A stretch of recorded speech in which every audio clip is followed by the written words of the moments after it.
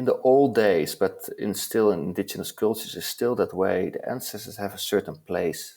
They're still being honored because they know the way, or they have the wisdom how to live on the earth. So talking about original thought, the original way of living, and even though it's not fixed and it doesn't have a certain form, so it doesn't get dogmatic, but there is an openness to the environment, there's an openness to the trees, there's an openness to the earth, to the stones, to the animals, and in that openness there's this connection, and in this connection there's this harmony. Welcome to Don't Step on the Bluebells, the podcast where personal healing and transformation take center stage. I'm your host, Amanda Parker, and I'm a fellow seeker on the journey of personal growth. Join me as I delve into the stories of gifted healers, guides, and everyday people who have experienced remarkable transformations. Listen in as they share their practical wisdom to enrich your everyday life. And don't forget to hit subscribe and never miss a new episode. Welcome to today's episode of Don't Step on the Bluebells, where I'm speaking with the remarkable Kuhn Silver, also known as Wolf Drum. Wolf Drum is a healer, ceremonial leader, and teacher who's continuously exploring new ways for people to open up, heal, and understand the truth of their existence, moving past the boundaries of the small self. Wolf Drum's journey into the unseen realms began at a young age, and he's since developed a powerful ability to communicate with the spirits of nature and our ancestral lineages. In this conversation, we dive into his unique approach to healing, the importance of returning to our authentic selves, and the role of rituals and ceremonies in transformation. Get ready to expand your understanding of what's possible when we open up to the guidance and wisdom of the unseen world. Let's dive in. I am honored to be here with Kuhn Silver Wolf Drum. I'm thrilled to have this conversation. You came to mind through a mutual connection that we both have. So we're here today really just to dive a bit deeper into what actually it means to work with ancestors, how that shows up, and a bit about your story of how you came to connect with this really powerful energy and support system. So I am so thankful that you've said yes and that you're here with me today. Thank you very much. Yes. So just to bring us into the space a little bit, I'd love to ask you where exactly you are based in the world. Yeah, I'm based in the Netherlands, and I have my practice in the east of the Netherlands. It's close to the German border. Before we start diving into a bit more of your history, the topic for today might be something that's quite new or different for a lot of the listeners here. Can you explain what are the ancestors? What does that actually mean? Yeah, so we are mostly used about ancestors, that you're talking about your mother, father, grandmother, grandfather, and this whole lineage like this. We do work with that. Mostly what we do is we align the ancestors that know. So that means that we are living in a strange time. Now I see it, right? So we came like from the dark ages almost, coming into a time of awakening.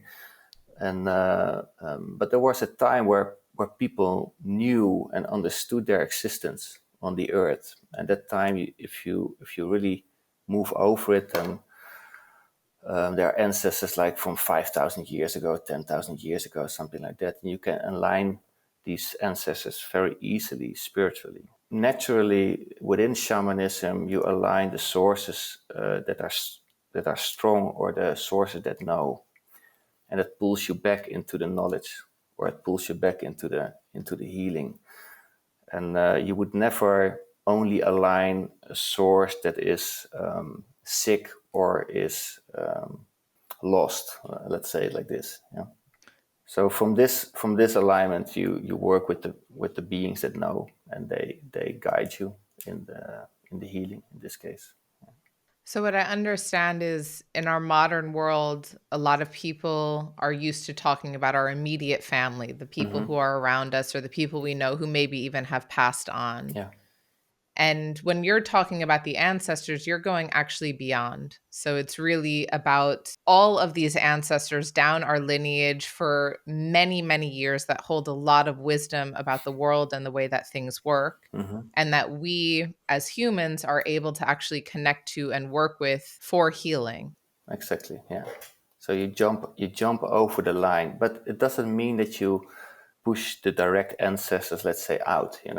They're all taken along, but they have to support your purpose of what you're doing. So if you're healing, it has to support your healing. Then you don't get stuck in the places where there's confusion. You always go to the place where knowledge is, or the place where the healing comes from. I guess some people listening might think, well, I'd like to get rid of the living ones. No, I'm just kidding.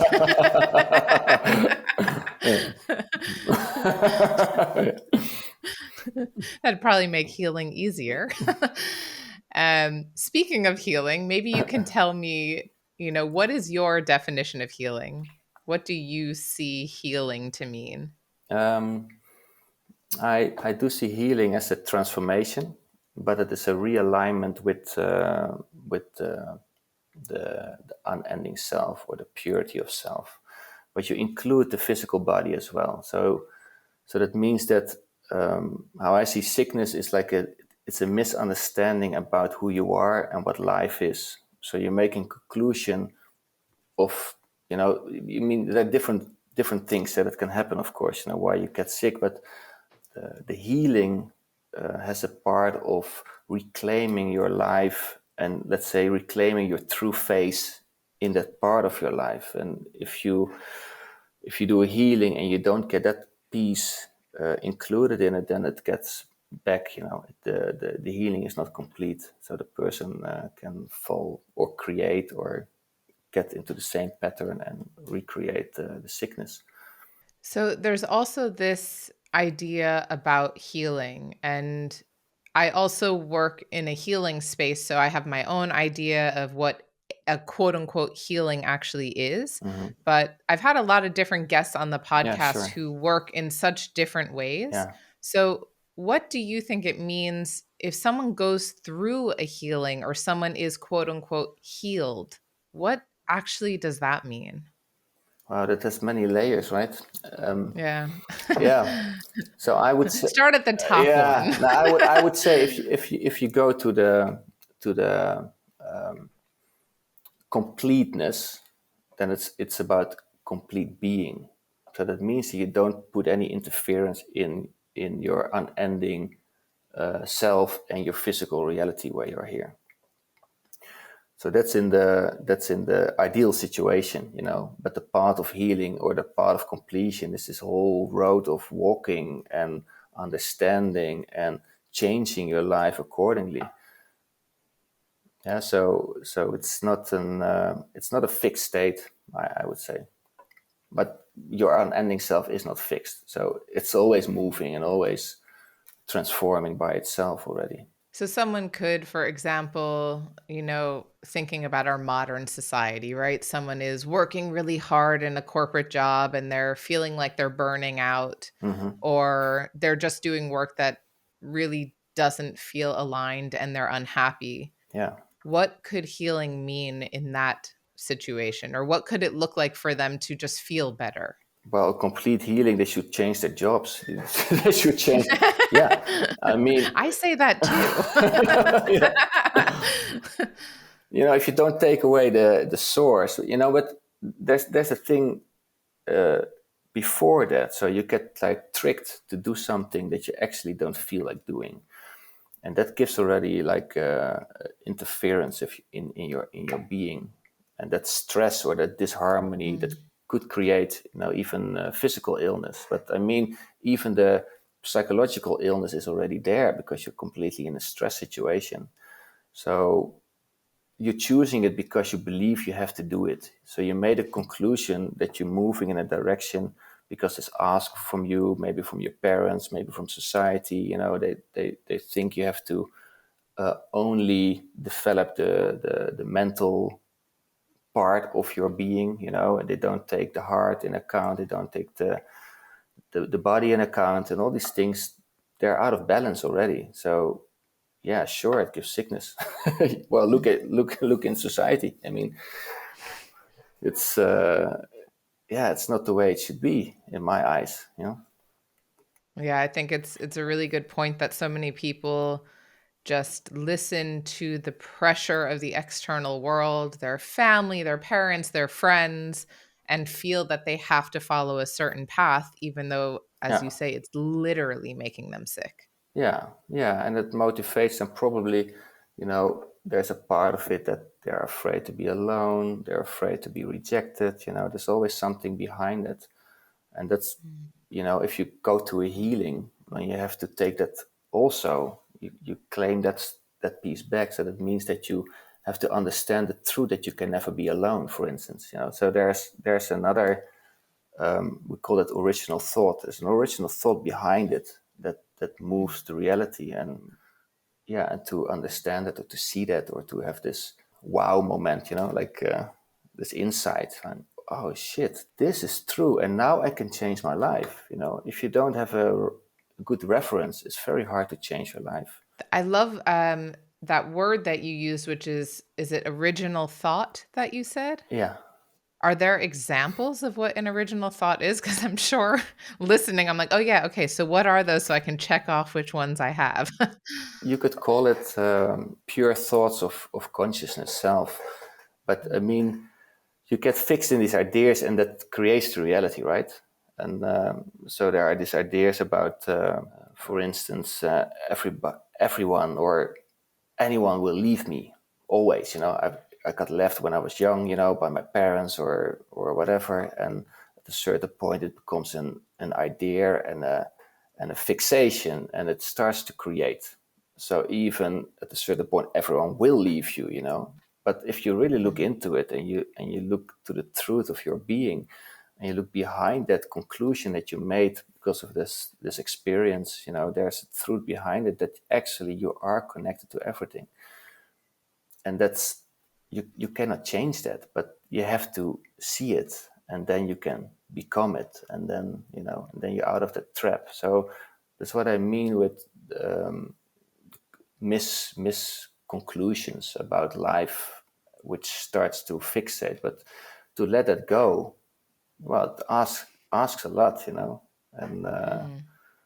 and there's a lot of fear with it, so yeah, it's not always an easy thing. So the best way, how I see it, that you really are able to let it go, is you have like a reference where you can experience the state that you are connected, and then you think, hey, but this is real, this is really there, and then you can let go this misconception of that you're not connected, or you can be abandoned the whole time, or yeah, whatever. Yeah.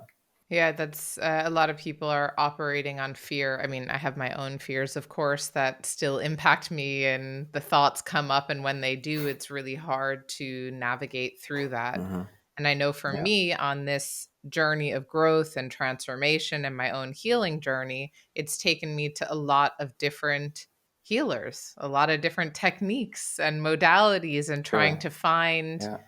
the right way to get in. Yeah. And I'd say that what I've learned over the course, I mean, even just through the podcast and the incredible people that I get to speak with, that you just have to find the right way to access yourself. Yes. Like Hmm. every healer in the world is Yeah. bringing you back to your essential self in different forms, but it's up to you to really own that and take that forward. Yeah. Yeah. Yeah. That's an important part. The part of the one that's being healed. You cannot do it only with the healer. There's this like this energetic handshake, at a certain level, and if you change the reality of the physical body, you can do it as a healer. But if the person doesn't step forward and claims the space back, it it gets recreated, or something else gets created there. So, if you were to share a bit, like imagine you're speaking to your 5-year-old self Hmm. and you're explaining to 5-year-old Wolf Drum, although he might not have had that name back then. So, you're explaining to little Kuhn Yeah. what it is that you do in the world. how would you describe your work? Well, if it's 5 years old, I wouldn't say so much, you know. I would say it's like stay open. Speak to my 5-year-old. I said, stay in that flow. Don't get fixed, and don't believe a word you say. You're hearing from the grown-ups, you know. It's not true. It's not true. No, you know. I remember that when I was a kid, you know, I wanted to be like the grown-ups in a way, even though I could see that there were sometimes 2D, 3D in the way of thinking.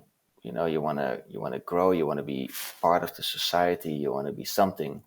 And there was a moment that I could really, I feel, I can you say that in English, screwed. You know, like when I Yeah. realized that I got stuck in a situation that I actually felt like, oh, but this is not worth it. And before I was more in this flow of just being. And I would say, if I look back now from the position that I'm now, and you're looking all these kids, you know, growing up at a certain point, they get stuck in a certain idea of what their lives is or what they should be, and then they're busy half their lives to get back to the state of being without that fixation and without this stuff. So my words to a 5-year-old kid would be like, stay in the flow and stay in your heart and don't get tricked. I mean, if you talk about ancestors and ancestors are in the old days, but still in indigenous cultures is still that way. The ancestors have a certain place. They're still being honored because they know the way, or they have the wisdom how to live on the earth. So, talking about original thought, the original way of living, and even though it's not fixed and it doesn't have a certain form, so it doesn't get dogmatic, you know, but there is an openness to the environment, there's an openness to the trees, there's an openness to the earth, to the stones, to the animals, and in that openness, there's this connection, and in this connection, there's this harmony, which is unending, and even that realization, which is so simple, like being open on a place of nature, and then it's easy to experience. But being open, you feel the connectedness and this harmony. It lifts you up into a state of the unending harmony of your own being. Let's say so. It's like a direction finder of who you truly are, and then from that position, you start living on the earth. Everything you do become medicine. So I see a lot of the sickness that I see around me is because of we don't have an education anymore that aligns you with your own medicines or your own purpose or your own gifts that you have, and learns you that you are part of something bigger here on the earth and that you are connected. And like even in the Christianity, you have this part that they, I mean, not everywhere, you know, but there's a part of it that says like that people are above of the animals in the, yeah, and I think that's already big disturbance, you know, if you really believe that and what it creates. It's that was a very bold statement because I am such a fanatical animal lover Mm, that, you know, even walking down the street, if I see someone shooing away or like chasing a pigeon, I'm angry. I'm like, yeah, leave them. What's wrong with the pigeon? Why well, can't he just enjoy his life yeah, in yeah, that yeah, yeah, place? yeah. So, Well, I'm the same. Yeah, yeah.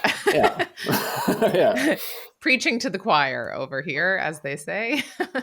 Yeah, so that's, you know, if you're open and you understand that and you're communicating with an animal and the wisdom that is in there.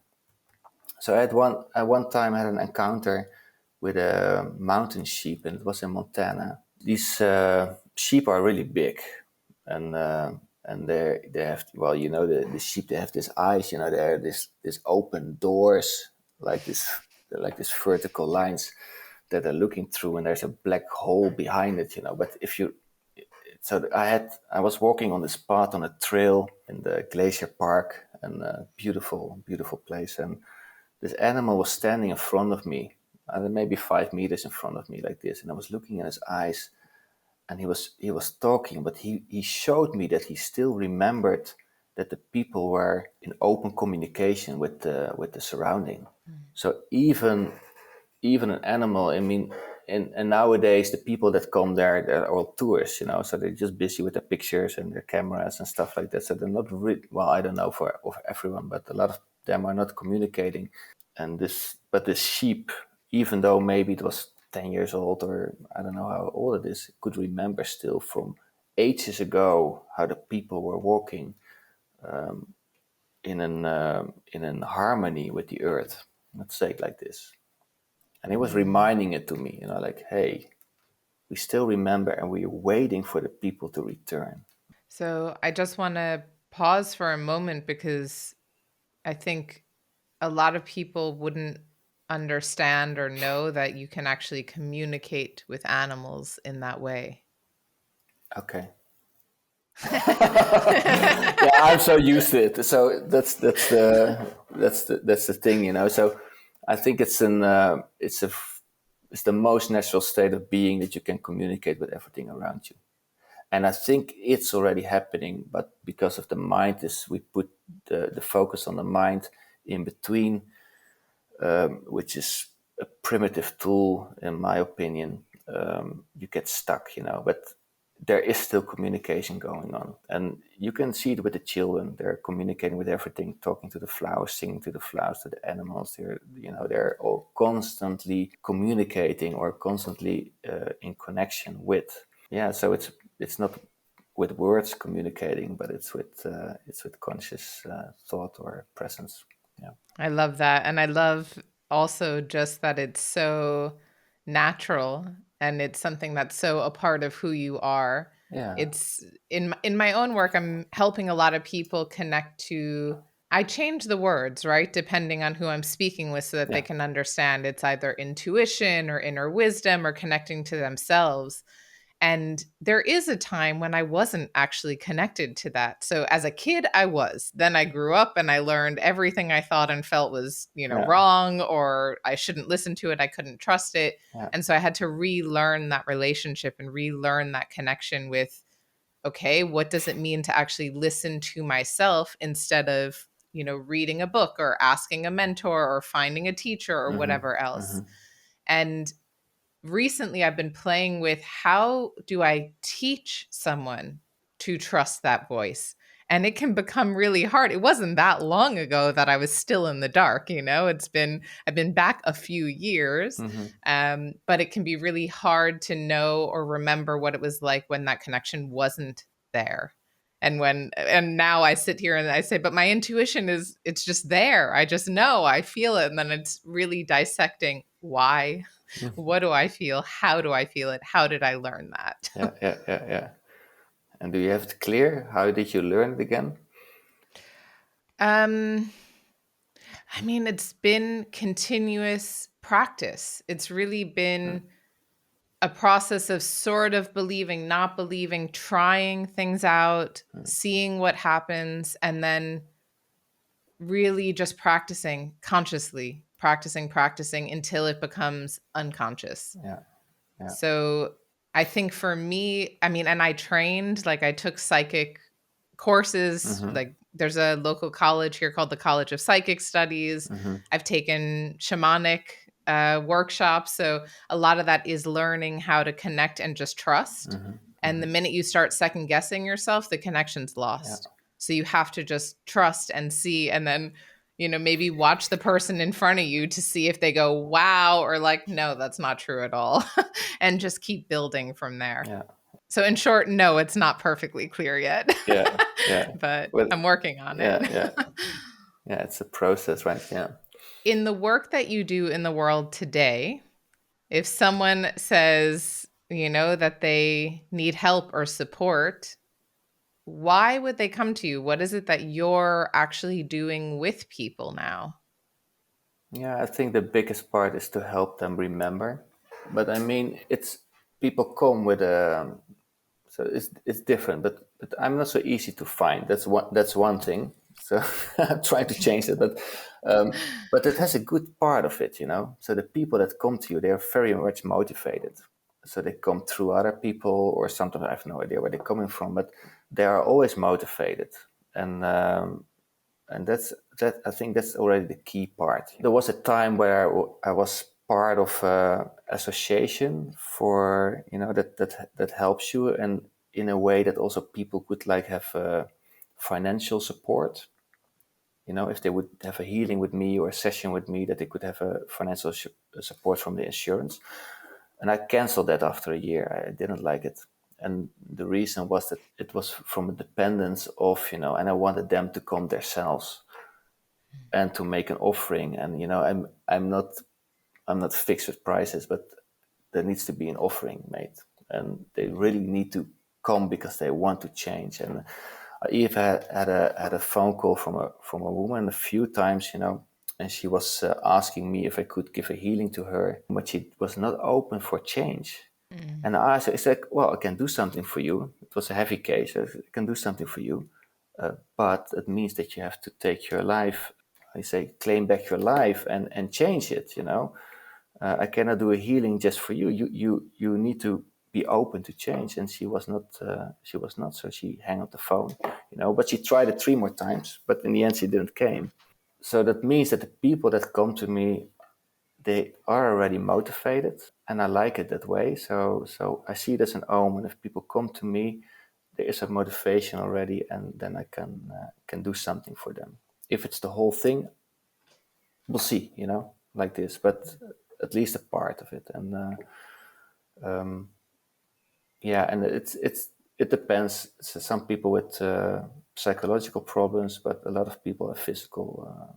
So there's this interplay, and this might be a bit, I don't know. I'm curious to hear your opinion, because Yeah. there's a lot in like what I would call pop spirituality, which is Instagram spirituality. You might have no idea No, what I I'm have no talking idea. about. So I love that. yeah. So you see a lot of people who are starting a healing journey, or maybe they're somewhere on that journey and they've discovered probably very valuable tools or insights that have helped them a lot, and they start teaching it, but it's disembodied. It's not connected to like a larger practice or belief system. It's just breath work or just manifestation. Mm-hmm. So these little pieces of what you can do Mm-hmm. that don't connect to the greater whole. Mm-hmm.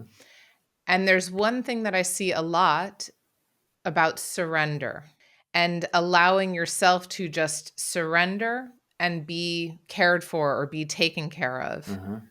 And I find that that's really difficult often. And also listening to what you're sharing, there's always the personal responsibility. So where is the surrender in that, and where is there the element of actual ownership and personal taking on that responsibility to create the change? Well, it touches a few things that I Yeah. because I always find it very interesting, this part of surrendering but not giving your life away, and this part of claiming your life and not being stuck in this little identification, so. And it has these two sides as well, especially when you're sick. I know people that they say, well, you created yourself. They get stuck into guilt, and you say, oh, I did it, and then they can't get out of it. But if you say, and that's the other side of it, people, it was the example that I was talking about, the person that says that it's not my fault, the world did it to me, then you cannot get out of it either, because you're stuck there, and there's no responsibility. So there's this there's this balance, between being kind to yourself and surrendering, or let's say open to have a clear look at yourself or at your life. And yeah, it is this balance between these two. So I'm a coach, so I work with a lot of people who are feeling quite stuck, and at Mm-hmm. least in the beginning, they're coming in because they don't know, they're feeling stuck in their life or they're feeling trapped, and they literally don't know how to move forward. Yeah. And there's this one element of pushing, pushing, pushing, trying Yeah. Yeah. everything, Yeah. Yeah. Yeah. Yeah. and Yeah. it's not working and they're Yeah. feeling sick. Sure. And then this element of like, okay, I have to just give up. I can't do this. I don't know what else to do. Hmm. So there's tension on all sides. Yeah, And I mean, if I'm speaking to someone, at least I'm making the assumption, or in conversation, I realize like they really want the help, they want things to yeah, change, yeah. but a lot of people are too afraid to even reach out. So what might you say to someone who's in that kind of situation, that they're really feeling trapped or stuck? Well, like for instance, what I think what happens a lot in this society, we're being pushed, like you were saying, so we're pushed to be something. Well, look at the social medias. Everyone tries to be something, and that's not the way out of it. You have to go back. You have to go the other way. Where are you coming from, and what are you? So is you change the direction instead of trying to be something, because it's like an empty bubble. At a certain point, you get into a burnout. You have to move it around and to look back, like, who are you, and expressing that part. So yeah, if someone comes to me like that, mostly I don't talk, not so much. Mm. I just ask them to lay down, and I just start working on them. And especially if the head is on, then I don't talk at all. Like this, maybe a little bit to comfort them, but that's not the healing is not in my talking. So I think the changing around, changing direction, that's the main thing. And that I mean that's where the exploration starts, right? I mean, like, who are we? And where are we coming from? You're talking about the path of healing, right? The adventure of healing. I think that's where it starts. If you're open to really look into it, like, who are we? And don't judge the feelings that we have, and don't judge the thoughts that we have, but look into it and look deeper into it, and move it around. But yeah, sure, most people that come for healing, they already stuck, and they feel stuck, and they are full with tension on all sides in their lives. So there is a point that you're talking about, they need to surrender. So surrendering to a new way of being, and also beyond their expectations of their mind. So otherwise, they just keep on turning circles in their own head. And sometimes there it's needed that you. I mean, like, if you go to a Siberian healing, yeah, they use a lot of the emotions and the drama, let's say, into it. And so, for instance, what they could do, like, they have a shaman. He will call all his helpers, and he makes a lot of noise. And then the person that lays there, there's even family with them, and they're all supporting the healing. But because of all the noise, the person thinks, shit, this is real. This is coming to me. Whoa, I have to. And they open up, and they have a surrender. So they surrender. So the environment is important for a person to surrender. That's powerful. Yeah, but I know that if you put a well, you probably experienced it, of seen it. So if you put a hand on someone, and there is this healing intention behind it, that's how I see how it starts. It starts with the intention of the healer, and then all the helpers come. The light beings, the ancestors, the totems, whatever. Depending on the personal connections that the healer has. But the body recognizes it, and it starts to surrender. So what would you say is your approach to healing? It's every time it's different. So that's Mhm. so it always starts with the intention of healing. Yeah, and what I said, like, if someone comes to me, then it's already an omen that I can do something for them. And then there's the part of surrendering, and mostly the ancestors are there. So that's where we spoke about the ancestors, right? I mean, it's Mm. just part of it, but it's there, and they're very good guides with this, and they have their own alignments or spiritual alignments.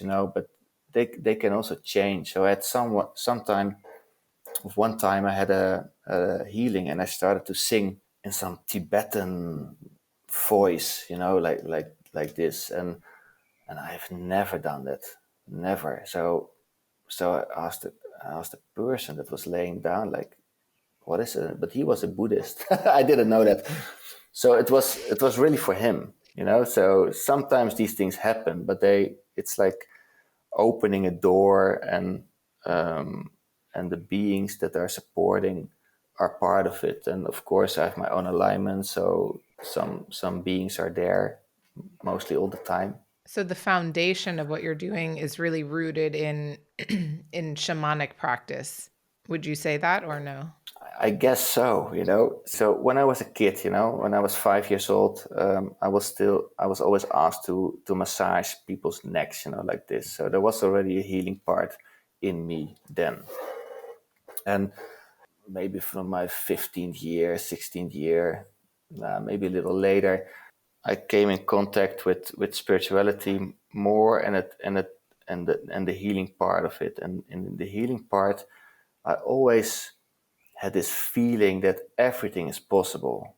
There are no boundaries, so you can heal anything, you know. And you had the stories of this Native Americans that could mend bones, you know, just in an instant, like this. And I knew this is possible, but I wasn't fixed by a certain protocol. So I was just doing my thing, you know, and then opening and exploring while doing it, like this. And I think it has a positive side to it, that I was never fixed in a box, like it has to be like this, or it has to be like this, or it has to be like this. So my way of practice, it's not fixed, even though it has some things that are in there. I mean, it's mostly like in between 1 hour and 3 hours. I also don't have a time schedule, so I just keep it open. What is needed, you know, like this. It starts always with the healing intention, and that opens the door, and then the connections come. And I work physically also on them. So I have a background as like Thai massage and massage therapist. I'm not really using it so much, you know, but it's still there. So I know how to work on the body as well. Sometimes that's very much needed, but I like to be in a way physically as well. And yeah, you still have no idea what I'm doing. We're Yeah, getting closer. yeah, yeah.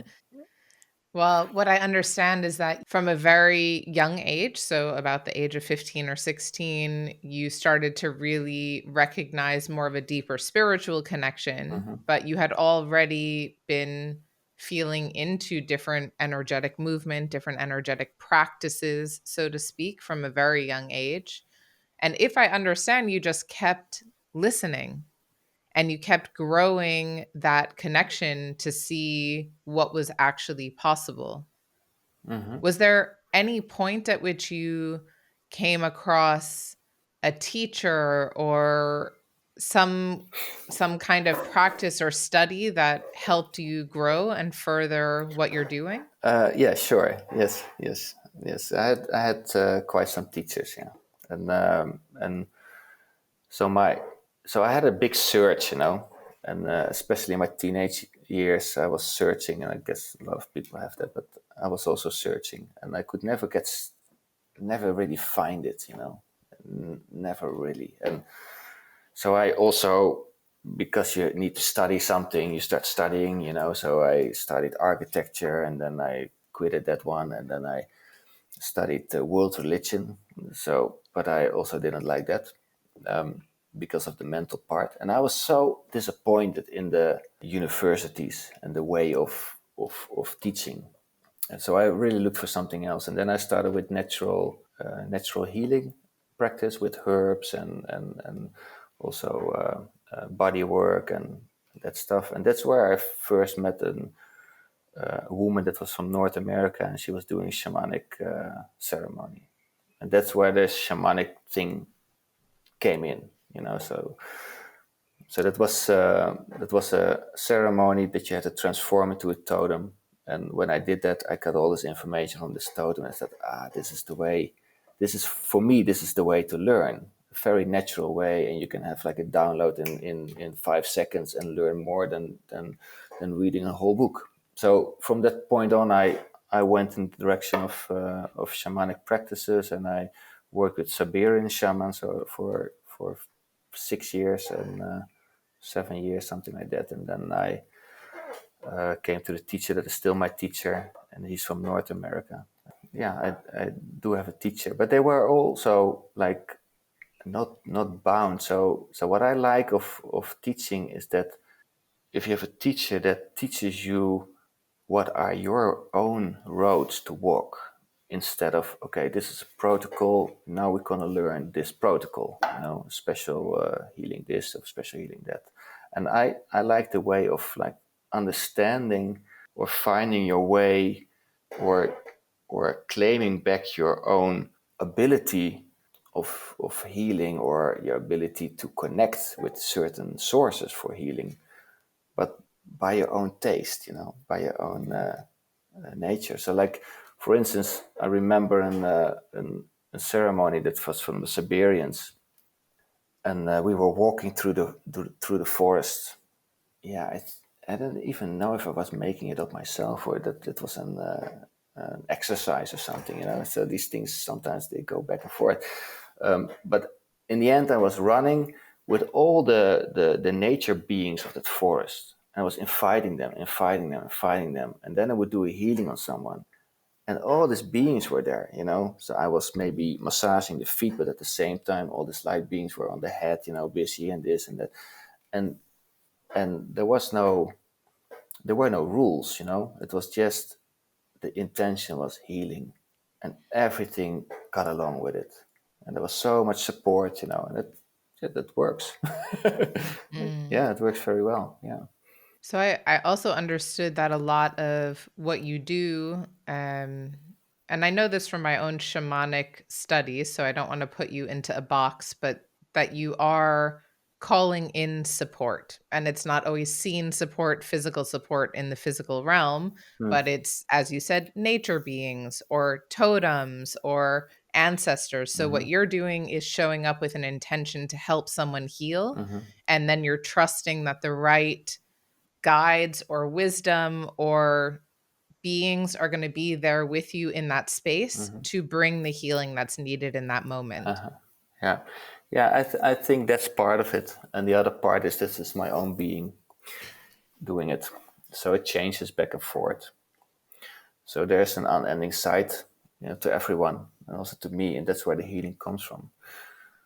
So, like this thing, you cannot really change the reality from the point where the reality is getting disturbed. So you have to go beyond it, and then it's easier to change or to let go, and that's the same with healing. Maybe you can share an example or a story of a transformation that you have facilitated. Is there, you can maintain confidentiality, you don't Yeah, have yeah, to share yeah, yeah, names, yeah. but are there any stories you might be able to share to help illustrate what's actually possible here? Yeah, I still think everything is possible. So that's that. Yeah, and Bring our listeners along in that belief. yeah, um, yeah. I'm just looking, because it has all these different layers. I can like say, like, I know people that had problems with the thyroid, and they wanted to put it down, and it just was over like this. And but the most interesting thing is like what's behind it. That's where the adventure is. So for instance, with the thyroid, the problem was not here. The problem was actually in the belly. So you have this the the the the fixation, or the misunderstanding had the roots in another place. So these things also happen. And I work a lot with women. With the women, that there's a lot of problems with the wombs. I don't know if it was always like that, but it is now. And there is some hardness in the society that asks them to be something that they're not, or it's like, or they get like overruled in a certain way. And I love to change that, to open it. That the people starts to come up for themselves and say, hey, wait, this is not the natural way of being. This is not who I am. I'm trying to be something because it's asked, but it's not who I am. And then to make a change from that perspective, and I even have sometimes, if people come and they're really stuck and I cannot even speak with them spiritually, I start to talk with their own spirits, and I said, okay, you have to wake up, you have to rebel against this, really rebel against this, because you have to come forward, otherwise it doesn't work. Yeah, of course I always try to set in on the complete healing, like this, and people come to me maybe 2 times, 3 times, sometimes 1 time, depends what their problem is, sometimes 5 times. But even every little part that is opening up or changing, it's just as great. It's To be able to actually come here and do the work that you do, were there challenges on your pathway or something that you found really difficult to get beyond to be able to show up as the healer that you are today? of course there are things that happened in my life, that push me a certain direction. Like my father died when I was very young, so that already put me in a situation like, if I am 50 years old, and I look back to my life, because that was the realization that I look back to my life, is that worth this life, is that worth living for, It was not for me, so I wanted to find something else, something different, something what I found more real. That was something that happened that pushed me in a certain direction. But I mean, maybe for another person, they would respond in a different way. So that was the medicine that I got out of it, And so I got a daughter very early, and I was always trying to find a balance between having a family and walking the spiritual path. And I mean, I did like 10 years or something. I did sweat lodges every month, and I was putting a prayer stone for this. For this, how can I combine these two? How can I do this? And well, I think I find my way to do it. It's more that, yeah. Is it the hard part? I don't know. I found a medicine in it, Mm. to be here at the same time and being in a spiritual connection at the same time. And these two, they are interwoven. So you cannot, and that's what healing, the same thing, right? I mean, you can do a healing, but there is a spiritual part in healing. And even though if people don't understand it, you cannot take them apart. I'm super curious. Was there like a particular moment in time where you specifically remember connecting with ancestors? Was there one moment that it happened and you thought, whoa, what is this? It came to me that when I was preparing ceremonies, I think it more started there, more than in the healing. But in the ceremonial part, I was asking, for instance, if I would do a ceremony, I like totems a lot, So if I would do a ceremony with the wolves, for instance, I would also ask the ancestors that had a connection with the wolves. So how would they do that? Like 6,000 years ago, 5,000. What is the original way, or what is a way to do this? And then I would speak with the ancestors to trying to get the information. Yeah, so it's mostly in preparation, but in the healing at a certain point, it more became, I have one ancestor that is always there with me with healing, and he's a good healer, so it's perfect. And he shows me things like, hey, maybe this way, maybe that way. So if someone is listening and they're thinking, okay, I'm curious, what advice would you give them? Someone who's maybe just starting out, knowing that they need a change or knowing that maybe they really do need some healing. Well, if you do need healing, yeah, like never give up. That the road is unending and the possibilities are unending. And I think that's the toughest thing that they try to let you believe in society, is that everything is fixed, and that there's certain boundaries around everything, and possibilities.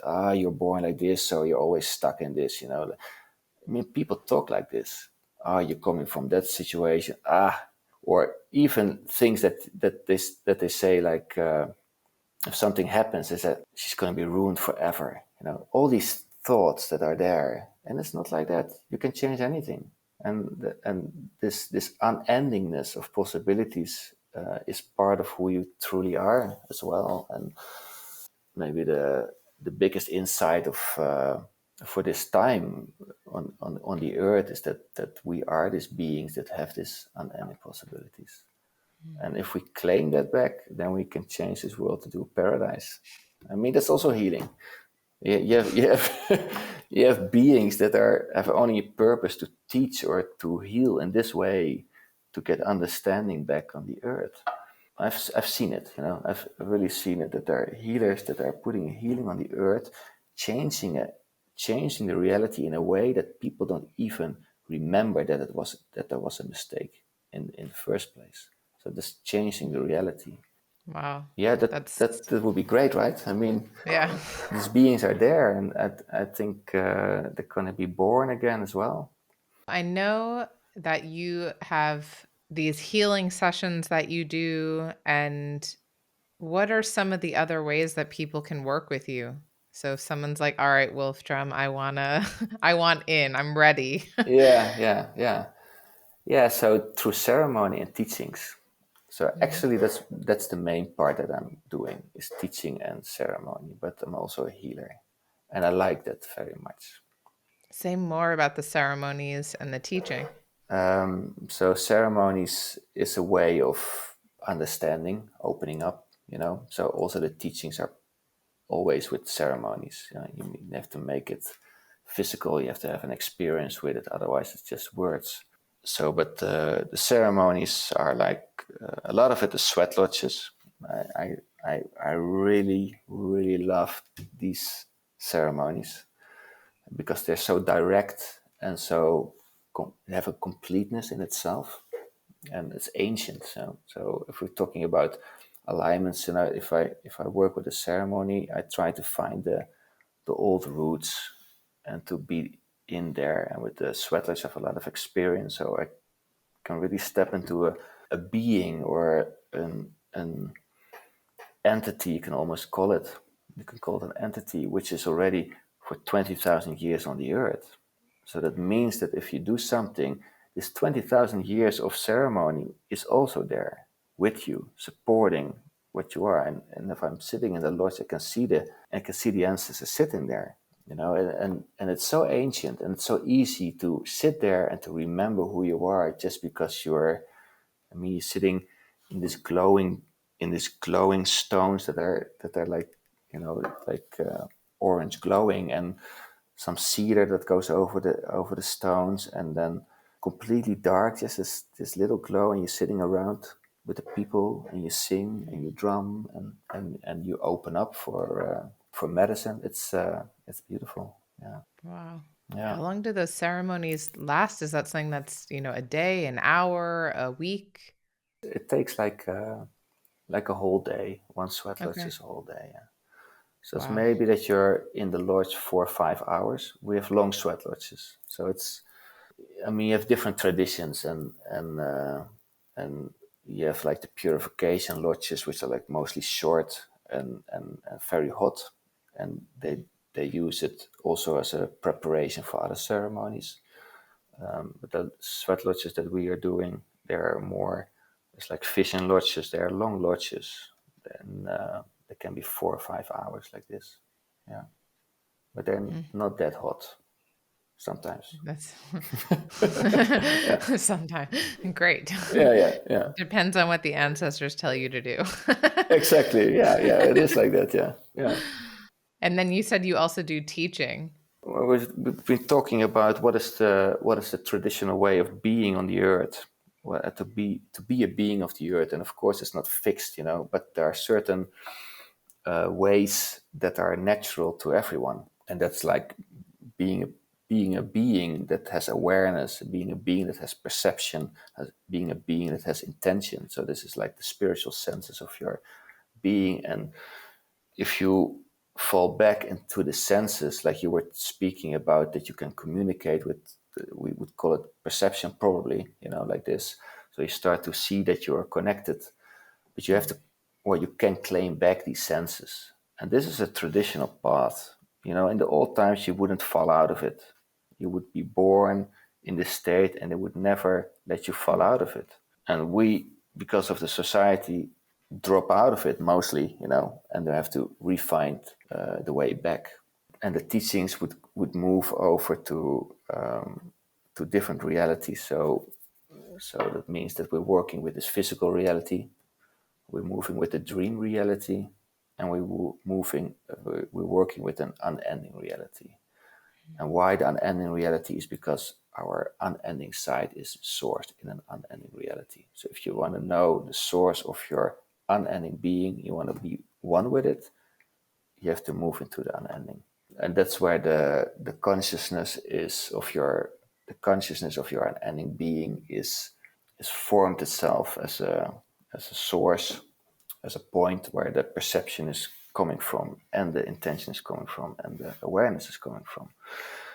And that's the thing, if you fall back into the senses, which has a source in the unending, it means that you fall back in senses that are without resistance. And that's why you can read the reality so well. So in science, they always say, well, you have to have like an experiment. Experiment has to be objective, right?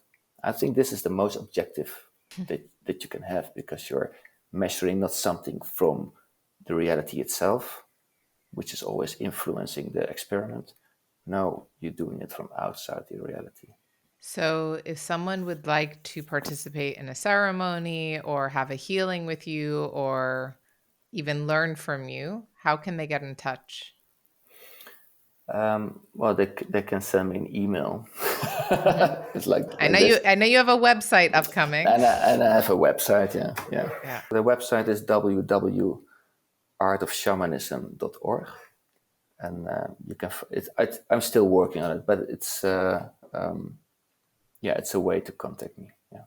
So, are there other maybe resources, so teachers or books or anything that you'd recommend for someone to listen to who wants to just learn more about this topic? So I'm not much of a reader, So that part of the books, I do like the books of Castaneda. Many people will know them, and I'll link them so people can look into you it. can do it. Yeah. I like this very much. There's a lot of knowledge in it, and. Is there anything else you would love to share that you really wish people would know, or any parting words you might like to share?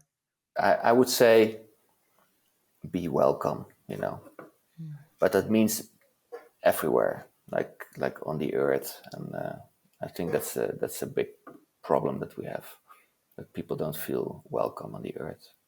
So I will say thank you so much for taking the time to be here, to share your wisdom, your stories, to share the work that you're doing in the world, and really opening up what I think is going to be honestly completely mind-opening information that a lot of people won't have heard before. So I think it's really exciting. I'm so grateful to be able to share this. Thank you so much for coming on, Wolf Drum. Thank you very much for having me. Thanks for tuning in to today's episode of Don't Step on the Bluebells.